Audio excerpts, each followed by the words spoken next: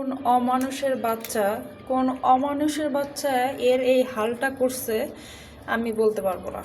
হ্যাঁ, এ একটু খাবারের জন্য আসে, তো কয়েকদিন ধরে আসতেছে না।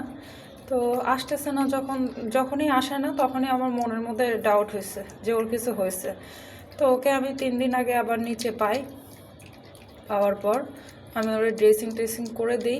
আর ও যখনই আসে ওরে ফার্স্টে ওখানে ভায়োডিন দিয়ে তারপর হচ্ছে এই যে নিমানল পাউডার লাগিয়ে দিই। এখনও লাগানো শেষ হয়নি, ভাবলাম যে ওর একটা ভিডিও করি। আবার ও অসুস্থ থাকলেই 3 তলাতে যে পটি করে আসে বা কিছু একটা করে, এই নিয়ে হচ্ছে এই বাড়ির মানুষ সব আমাকে দোষ দেয় যে আপনি খাইতে দেন, আপনি। আরে ভাই, আমি খাইতে দিই, তোরা কি দেখছিস? হ্যাঁ, তোরা তো দেখিস নি। আর আমি খাইতে না দিলেও তো বাইরের থেকে খাই, তাই না? আর একটা বিড়ালে খাইতে দিলে এমন অপরাধ? এখানে তো আমি কোনো অপরাধ দেখি না। মানুষের মেন্টালিটি এত পরিমাণ খারাপ। হ্যাঁ, এখন তো মানুষ আর মানুষ নেই, মানুষ এখন সব জানোয়ারের বাচ্চা ম্যাক্সিমাম।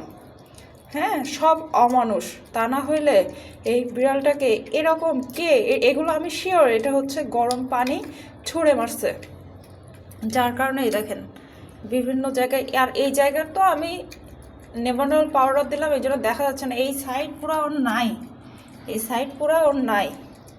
ঠিক আছে,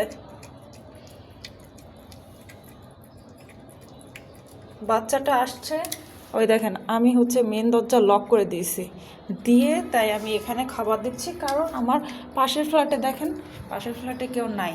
এরা তো একেবারেই বিড়াল টিড়াল পছন্দ করে না, কেউ নাই। তো আমি ওকে আর কি এটা অফ করে দিয়ে এই যে খাবারটা দিচ্ছি।